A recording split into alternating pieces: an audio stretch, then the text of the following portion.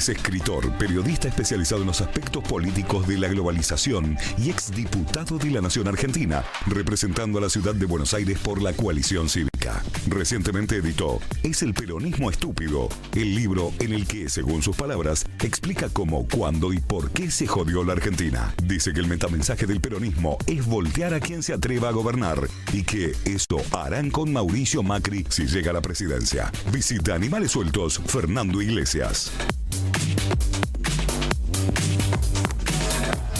Bueno, venite un poquito más acá, Fer, así te tengo... Ahí está, así estamos charlando. ¿Cómo andas, querido? ¿Todo bien? Yo muy bien, ¿cómo andas vos, Ale? Bueno, primero gracias por mandarme el libro. Faltaría más. Me fui el fin de semana de viaje y me devoré este libro. Y le dije a Juan Cruz, a Ávila, a los muchachos de producción, invítenlo a Iglesias, quiero charlar con él. Tenés huevos, para escribir esto. Bueno, gracias. Es un gran elogio el que haces, porque uno de mis temores es un libro largo. Pero, uno, obviamente, a uno el tema de que uno escribe lo apasiona y le parece que no tiene que faltar esto y lo otro, pero a veces para el lector se hace un poco pesado. Pero por ahora, tu comentario, el de varios, se lo come. Lo que pasa es que no te van a poder correr así nomás. No es un librito. No es un librito. Es un libro que tiene 600 páginas de trabajo, investigación, está documentado. Vamos a empezar a hablar y, a ver, ponés en el banco de los acusados, en realidad discutís sobre lo que el peronismo le ha hecho a la Argentina. Ya te digo, la primera página, la dedicatoria a Agostina y a todos los pibes de buen corazón que estos canallas sin alma estafaron miserablemente. Después ya me voy, ya entrando al libro, y acá subrayé esto, Fer, y vamos a empezar a charlar. Dice, el peronismo genera atraso. El atraso genera frustración. La frustración genera peronismo. ¿Demasiado gorila? Se pregunta. Pruebo de nuevo, el peronismo genera decadencia, la decadencia genera pobres, los pobres votan al peronismo. Y finalmente, arranca así el libro, la dependencia del Estado genera empresarios y trabajadores dependientes del Estado. Los que dependen del Estado votan al peronismo. Es un inicio inquietante. Empecemos, a ver. Dale. Por el título, te salteaste el título. Es el peronismo, estúpido. No, pero te parecía mal, dijiste que te No, al contrario, me pareció fuerte el título. Le pareció mal a Piñanelli. A Piñanelli, no, sí. Los muchachos se ponen nerviosos porque vos sabés que criticar al peronismo es estar en contra de la patria y a favor de que los chicos pobres se mueran de hambre. Si vos criticás al peronismo, te tenés que hacer cargo, y ahí viene tu expresión de que tengo coraje, porque enseguida te dicen, bueno, pero vos estás a favor de los bombardeos de la Plaza de Mayo o a favor del genocidio de Videla. Sí, ponés como ejemplo acá que los demócratas critican a los republicanos en Estados Unidos y no pasa nada. Es el juego de la democracia, ¿no? Los demócratas critican a los republicanos critican a los demócratas. En la Argentina, al peronismo no lo critica nadie, y el radicalismo, el peronismo critica a todos, habla pestes de todos. Es decir, ¿qué dice el peronismo de los otros? Dice que son golpistas, que son cipayos, que son traidores a la patria, que son gorilas. Que son gorilas. Hasta le quitan la dignidad humana, porque ni siquiera son animales, no son seres humanos, cosa que hacen todos los totalitarismos. Fidel Castro a los opositores les dice gusanos, ¿no? En otras épocas, no voy a hacer nombres, a los judíos le decían ratas y cucarachas, ¿no? Quitarte la dignidad humana, decirte gorila es quitarte la dignidad humana. Ahora, eso es lo que dice el peronismo de los demás. Pero si vos criticás al peronismo, sos... ¿Cómo es posible esto? Que no se pueda criticar al peronismo. ¿Cómo es posible que consideremos que la democracia es un sistema en el cual hay un partido que hace un cuarto de siglo que gobierna y que tiene el control casi absoluto del país, ha provocado un desastre y no se puede decir? Claro. No, sí, por eso te digo que cuando empezás a leer el libro, mira, me voy... Al final volvés sobre esto, ¿no? Y me pareció muy interesante. El peronismo no tiene antítesis. O sea, genera la opción superadora dentro del propio peronismo. O sea, la síntesis está dentro del peronismo. En este caso, el kirchnerismo es la opción superadora dentro del propio peronismo. Del dualdismo, así como el dualdismo fue del menemismo, el menemismo del setentismo, siempre. Porque no se discute, ¿entendés? Para que... Yo te voy a dar un ejemplo bien concreto, actual, porque el libro, si bien se remonta a la historia peronista, lo que trata de mostrar es que el kirchnerismo es un peronismo y que lo que estamos viviendo hoy no es más que la remake, la repetición de cosas que ya vivimos con el primer peronismo, el de los 40 y los 50, con el segundo peronismo, el de los 70. ¿El kirchnerismo es una remake del primer peronismo? Es la etapa superior del primer peronismo, sobre todo, pero también del peronismo de los años 70. Por ejemplo, del peronismo de los años 70. Ahora voy a ir a eso, tiene porque hay una parte del libro ejemplo, donde vos decís qué hacían los K en los 70. Pero explícame esto de que el peronismo genera opciones superadoras dentro del propio sistema. Claro, porque eso es lo que decía Hegel. Hay una teoría, ¿no? Se llama tesis. Después viene uno que critica la teoría, dice, no, esa teoría está falsa, y elabora una nueva teoría que también es relativamente falsa. Antítesis. La antítesis. Y después de ahí surge una síntesis que trata de combinar. Acá todo el mundo quiere ser la opción superadora del peronismo, pero la antítesis no quiere nadie, porque te ponen ahí, te acusan de ser gorila, de querer que los chicos pobres se mueran de hambre, te ponen con Videla, te ponen con el almirante Rojas. Entonces ahí no quiere estar nadie abre la boca, te corren con la palabra gorila y todo el mundo se corre. ¿Cuál es la consecuencia Vos de no esa? te achicás, o sea, te dicen esto, Bueno, pero ¿qué es lo que pasa cuando pasa eso? Que cuando tenés una tesis que no tiene antítesis, que no es criticada, esa misma tesis genera su opción superadora. Pasamos del peronismo de los 70, después cuando reapareció como Menem, después reapareció como Duhalde, ahora reaparece como los Kirchner. Ahora, perdóname, me estás empezando ya a hacer pensar, pues si bien lo voy pensando mientras leo tu libro. Pasamos del peronismo de Perón, después Perón fuera del país, dentro del peronismo tuvimos a Duhalde, dentro del peronismo tuvimos a Menem, dentro del peronismo tuvimos a Néstor Kirchner, tenemos a Cristina dentro del peronismo. También, no te quepa ninguna duda, ¿no? ¿Por qué la duda? Siempre fue militante peronista, se reclama peronista. Gobernó, fue senadora provincial y después nacional por el peronismo. ¿El peronismo no es igual a justicia social, por ejemplo? Bueno, es una de las cosas que discute el libro. Hay una tabla en la que yo muestro que las grandes leyes sociales, las menciono, que las tengo acá, justamente lo tenía porque es interesante, me parece, ¿no?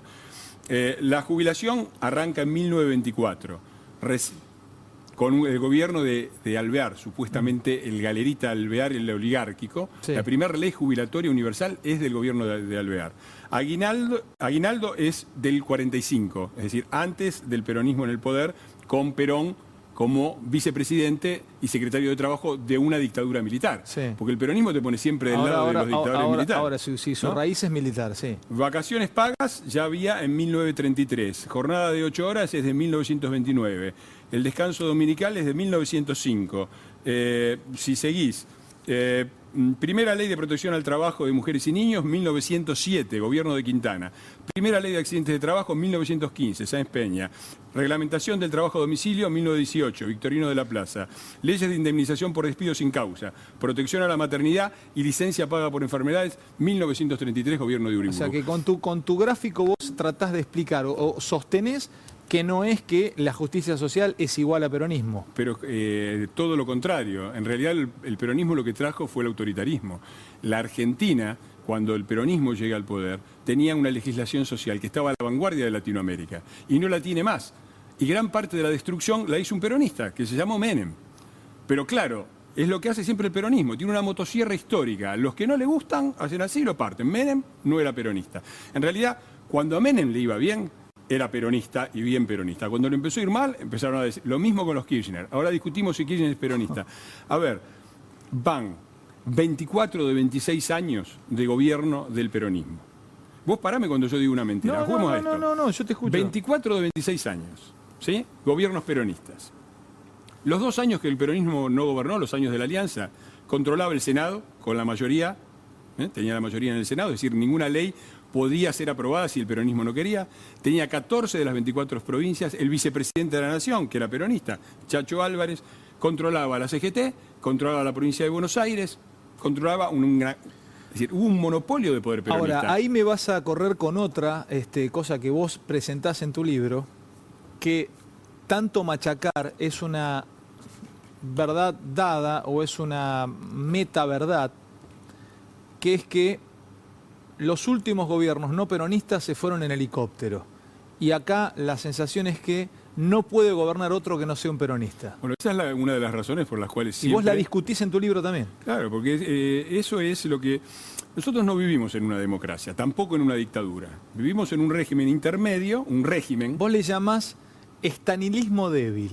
Sí, bueno, esa es más bien la teoría política, pero desde el punto de vista del sistema político, lo que yo digo es que la polémica, si esto es una democracia o es una dictadura, es una polémica insalvable, porque esto es un régimen... Esto es una democracia. No, no lo es. Tiene muchos elementos de la democracia. Pará. Está buenísimo discutir esto. ¿Cómo no es una democracia? Esto es una democracia. No. Tengo un parlamento, voto mis presidentes y quienes me llevan adelante en el día a día. Tengo un código civil, tengo un código penal, no tengo un tribunal que me fusila o me manda a la cárcel si yo digo algo. No, esto es una democracia. No. Todo lo que vos dijiste está bien, pero la conclusión es, esto no es una dictadura. Es cierto, no es una dictadura. Y hay muchos elementos que vos mencionás que son los de la democracia. O sea, lo que yo te estoy planteando, vos me lo usás para llegar a la conclusión de que esto no es una dictadura. Pero yo no podría llegar con esos elementos a que es una democracia. Y yo te puedo, hay un punto intermedio, el régimen, que combina elementos de la democracia que vos mencionaste y elementos de una dictadura. ¿Cuáles son los elementos dictatoriales? Ejemplos bueno, en el mundo. Vos decís, tengo un parlamento. No tenés un parlamento. Yo fui parlamentario. Las únicas leyes que se aprueban son las que manda el Poder Ejecutivo. Agarrá las leyes importantes de estos 12 años y decime uno que se haya aprobado por propuesta de la oposición. Perdón, ahí déjame ser abogado del diablo. No tenés un parlamento porque no han conseguido los votos suficientes como para tener mayoría en ese parlamento. No necesariamente. Hay muchos parlamentos que el gobierno tiene la mayoría, pero el parlamento genera sus propias leyes. Las leyes importantes del kirchnerismo salen todas del Poder Ejecutivo y por lo tanto el Parlamento en su función de elaborar leyes propias prácticamente no existe. Okay. Con la justicia tenemos todavía porque no han logrado descabezarla del todo y porque la gente salió a la calle a defenderla. Tenemos prensa libre porque también hemos defendido algunos medios de comunicación, pero el intento de ellos fue muy claro. O sea, no es una dictadura, pero tampoco es una democracia pura como la tenemos entendida. Ni siquiera a mitad de camino. Yo creo que tiene muchísimos elementos claramente dictatoriales y que justifican que la queja de esto no es una dictadura, es cierto, no lo es, pero tampoco es una democracia. Y sobre todo es un régimen de partido único. Es decir, ¿qué dice el peronismo? No yo, que no lo creo, pero el peronismo que dice, los únicos que podemos gobernar la Argentina somos nosotros los peronistas. Que es lo mismo que decían los militares. Cuando yo era chico, la dictadura militar se justificaba porque la frase era, la sociedad argentina no está preparada para la democracia, se decía. Cuyo subtexto es, a este país solo los militares lo pueden gobernar. ¿Y cuál es el subtexto del peronismo? Y el peronismo lo dice directamente, dice, a este país solo el peronismo lo puede gobernar, que quiere decir que no estamos maduros para la República. Discúlpame. Porque la República implica, sí. Puede ser que un partido gobierne siempre. Porque yo te lo repito, no solo porque lo leí en tu libro, sino porque lo tengo en mi cabeza, tengo 43 años, entro a la vida económica y de este país realmente a mis 18 años, allá por los 90, que en este país es muy difícil que gobierne alguien que no sea peronista, pero empecé a revisar esa idea y de hace tiempo no lo creo. Puede gobernar este país un gobierno que no sea peronista. Eso está instalado por el peronismo, es un supramensaje, es como arquetípico, está ahí adentro. Pero lo han hecho, es decir, han hecho todo lo posible por voltear a los únicos dos gobiernos no peronistas. No lo digo yo, lo dice la presidenta de la Nación. Yo rescato acá el discurso de diciembre del 2012 de Cristina, donde ella, acosada por los saqueos de Bariloche, dice la verdad. Dice, hay un manual de saqueos y desestabilización de gobiernos peronistas. Hay un manual de saqueos y un manual de saqueos y desestabilización de gobiernos peronistas que se inicia en la provincia de Buenos Aires, que volteó a Alfonsín y que es el que volteó a De la Rúa. Conferencia de prensa, está el video, googleenlo, es de diciembre del 2012, lo dice la presidenta de la Nación. Luis Delía, otro peronista, cuenta cómo fue que desde las unidades básicas se organizaron los saqueos del 2001, cómo el aparato del partido peronista y del justicialismo se movió y provocó la caída de la Rúa. Y cómo todo eso creó una sensación típica de que solo el peronismo es capaz de gobernar la Argentina, que es falsa, porque en realidad los gobiernos se cayeron también por los grandes problemas económicos. Estamos conversando con Fernando Iglesias, él escribió este libro que yo se los recomiendo, de Editorial Galerna, aquí está, es el peronismo estúpido, o sea, es una manera de, Fernando ha tratado de documentar en este libro de casi 600 páginas por qué el peronismo, según él, le ha hecho daño, mucho daño a la Argentina, no ha logrado o no ha hecho todo lo que se dice que ha hecho el peronismo. Acá, en la página 25, es muy interesante lo que planteas, donde decís enemigos complementarios. A ver, el peronismo tiene una raíz militar, ¿no? Una raíz militar. Sí. Y hace unos años vimos a Néstor bajando el cuadro del capo del Bendini, creo que era de Videla. De Videla, perdón, de Videla en la ESMA. Entonces, te pregunto, ¿cómo es eso? A ver, ¿es peronismo, no es peronismo? ¿Bajó el cuadro de Videla, pero su partido primigenio tiene una raíz militar? ¿Qué Esta es debo la respuesta. entender? La tapa responde eso. Esta es una foto. La cultura argentina, la cultura política argentina es un manual, es un álbum de fotos peronistas, pero esta no la conoce casi nadie. Es el primer golpe de Estado del siglo XX. Está Uriburu volteando a Irigoyen, 6 de septiembre de 1930. El de bigotes que está en el auto es Uriburu. El que dirige el tránsito, mano arriba del estribo del auto, es el capitán Perón, 34 años. Para esa foto, a ver, explicarle esa foto a la gente que tenés en la tapa de tu libro. A ver, ahí está. Esta foto para vos explica un poco la historia argentina. A ver. Acá empieza la tragedia nacional. A ver. De 1930 hasta ahora pasaron 85 años. ¿Quiénes están en esa foto? Ahí voy. 53 años nos gobernaron las dos fuerzas que nacen en este golpe de Estado. El partido militar, Uriburu, el de bigotes en el centro, y el Partido Populista, el capitán Perón, que está ahí dirigiendo el tránsito y entrando a la Casa Rosada junto con Uriburu para ser funcionario de una dictadura. Lo volvió a hacer en 1943, dieron un golpe de Estado para evitar que Argentina entrara a la guerra del lado de los aliados, porque tenían el proyecto de ser aliados del eje, ¿no? Y esto es lo que ha gobernado la Argentina mayoritariamente. Los radicales y los demás partidos han gobernado muy poco. De 85 años que pasaron, 53 gobernaron el Partido Militar o el Partido Populista. El Partido Populista, el peronismo, gobernó por sí solo desde que apareció en 1946 más tiempo que todos los demás partidos juntos. Fernando, otra cosa muy interesante de tu libro y polémica, y me dejaste pensando y me volviste a hacer ir a buscar los libros de texto de la Revolución, la famosa Libertadora del 55. Hasta hoy yo pensé o creía, me hiciste dudar sobre si Toranzo Calderón, el iniciador, aquel que manda los aviones a bombardear Plaza de Mayo y después lo que ocurre con el levantamiento, había sido, o ese levantamiento se produjo porque había una clase llamada gorila o terrateniente y parte de la iglesia también que querían voltear a Perón. Vos planteás en tu libro, porque incluso hoy mucho kirchnerista, mucho peronista intenta conectar a aquellos que según ellos se levantaron contra Perón y que hoy siguen subsistiendo con otros nombres. Grupos económicos, grupos periodísticos. Vos incluso discutís en este libro, ¿Es el peronismo estúpido?, que esa revolución del 55 fue una interna militar. Ni siquiera se levantó en armas el pueblo oligarca contra Perón. Es una interna militar definida entre ellos. Es esto, el partido... Eso es tremendo, eso es rupturista que lo propongas así. Pero es que el peronismo, ¿cómo se defiende siempre? Se defiende excusándose, con buenas razones, en las barbaridades que hicieron contra él. 1955, la revolución fusiladora o libertadora, como la quieras llamar. 1976, el golpe de Videla. Ahora, lo que yo digo es que eso fue una interna dentro del partido militar, que siempre tuvo una rama liberal y una rama nacional y popular.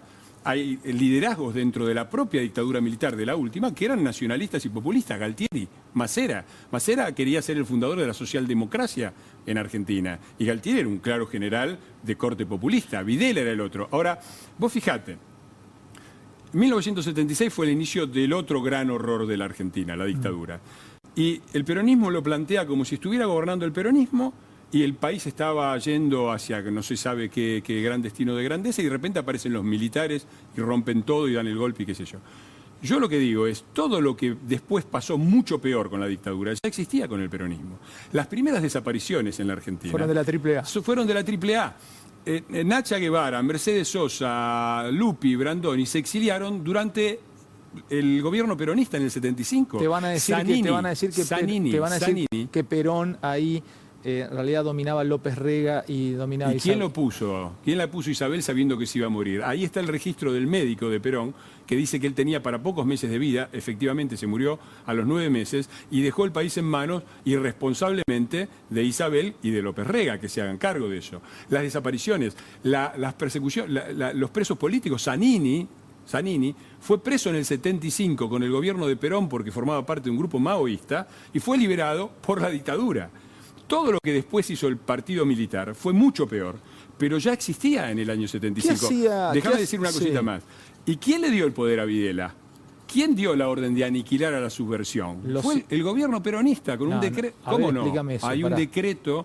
Hay varios decretos. Se supone que lo que los libros nos cuentan y la historia nos cuenta de los que se estuvieron allí, que se produce el golpe porque hubo una civilidad que fue a golpear los cuarteles y hubo un movimiento económico de mercado que fueron a pedir a los milicos: terminen con esto, vayan y barran con todo. Bueno, sí, siempre bueno, hay pruebas de eso. De lo que hay pruebas y está escrito en los anales de la historia argentina es el decreto del gobierno peronista ordenándole a las Fuerzas Armadas aniquilar a la subversión. Y lo que está documentado es que quien puso a Videla a cargo de las Fuerzas Armadas y le dio todo el poder fue Isabel Perón.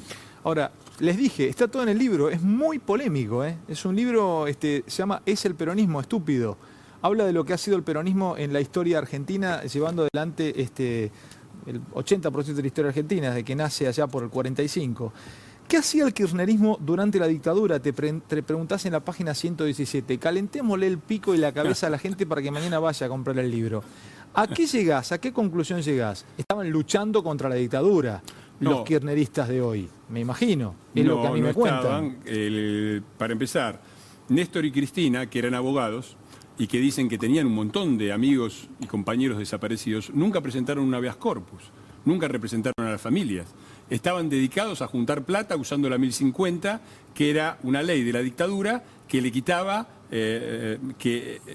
hacía que los deudores hipotecarios se quedaran sin casas, y la primera fortuna que ellos acumularon fueron 23 casas que sacaron trabajando con la 1050 durante la dictadura. Pero ellos te dicen, el kirchnerismo, incluso lo he escuchado a Cristina y en su momento Néstor y las fotos, y te dicen, y ahora deben estar seguramente Máximo y muchos otros tantos de la Cámpora y de parte de este gobierno, tal vez Kunkel viéndote o Aníbal Fernández, se con el pie en el pecho diciendo: nosotros estábamos ahí luchando para sacar a los milicos.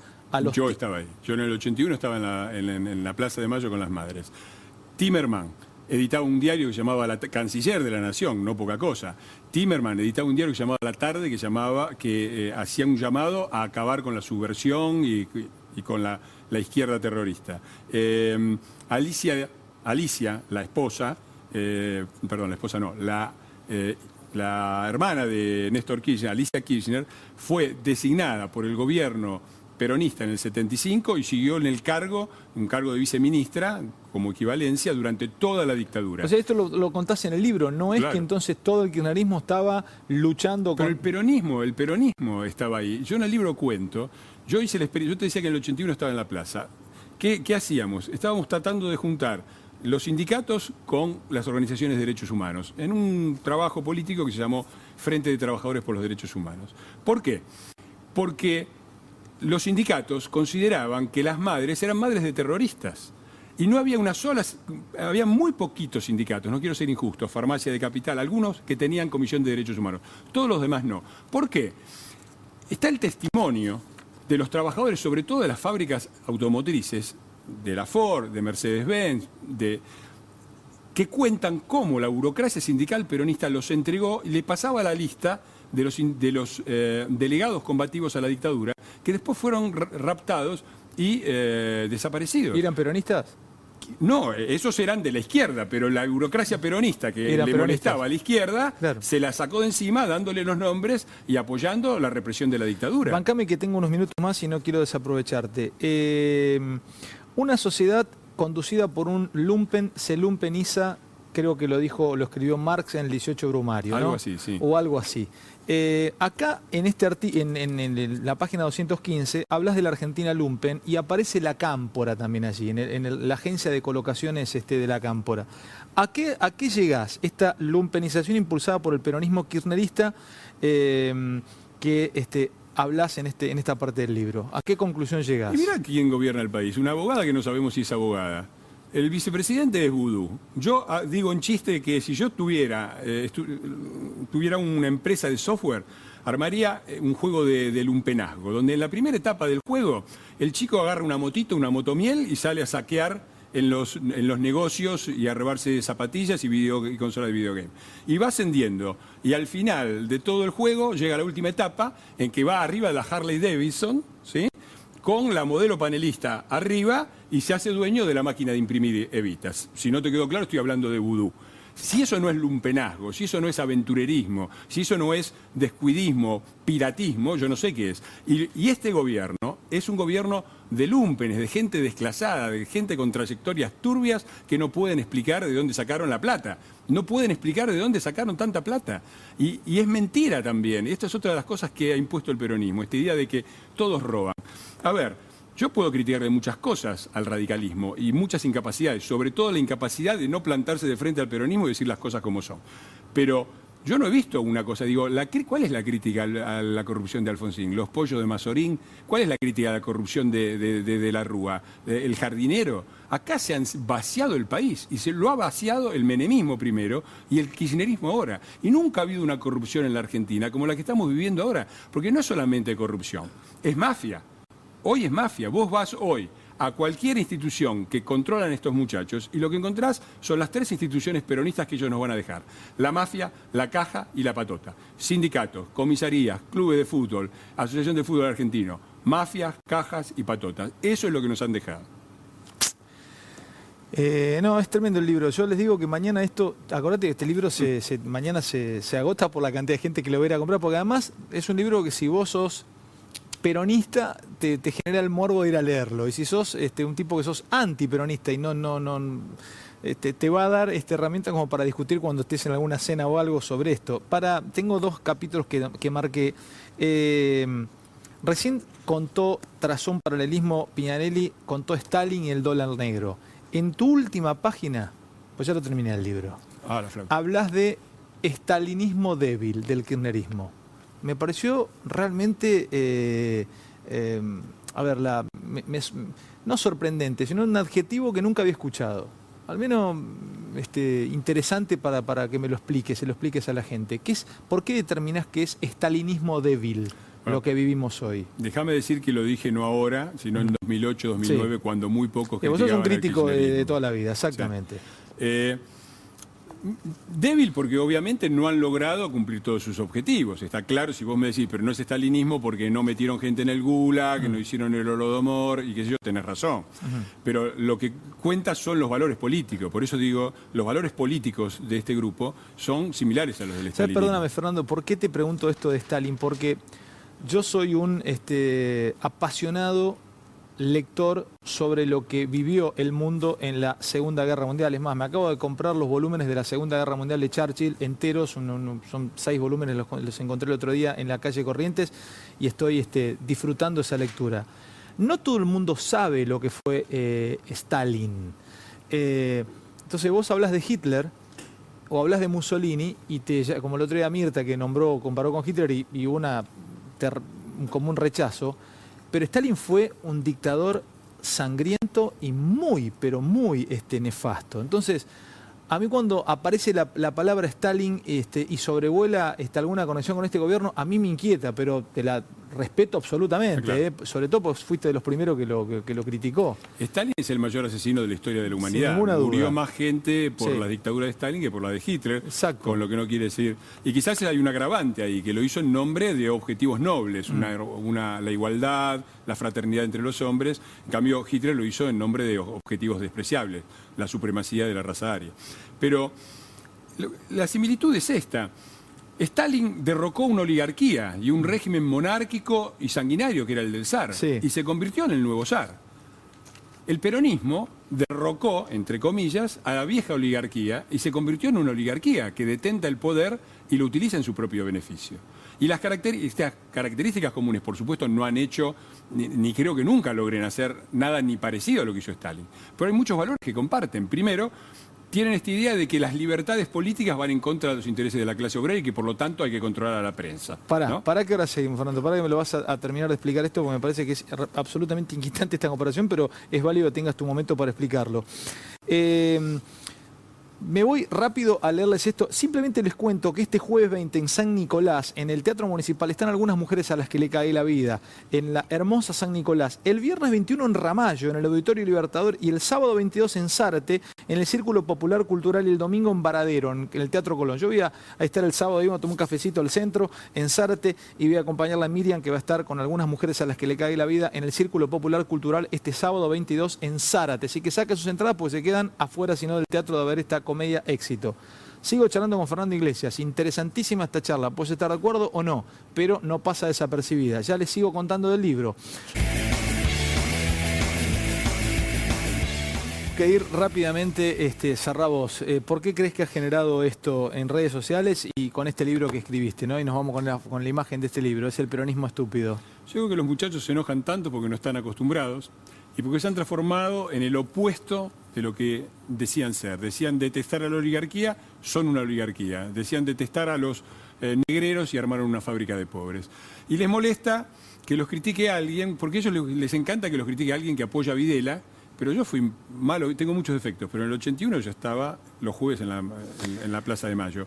Y les gusta también ponerte en el lugar del cheto de Recoleta, que es su imaginario. Nos sacan del aire, Fernando. Yo me crié en Avellaneda y los que vivían en Recoleta fueron Perón, Evita, Néstor Cristina y John William Cook, inventor del peronismo revolucionario. Gracias por venir, Fernando. Gracias a vos. Fernando Iglesias, con su libro es El peronismo estúpido. Espero que hayan disfrutado el programa y si no, ya se han enojado. Pero bueno, de esto, esto es lo que intentamos, por lo menos que se vayan pensando un poquito a dormir.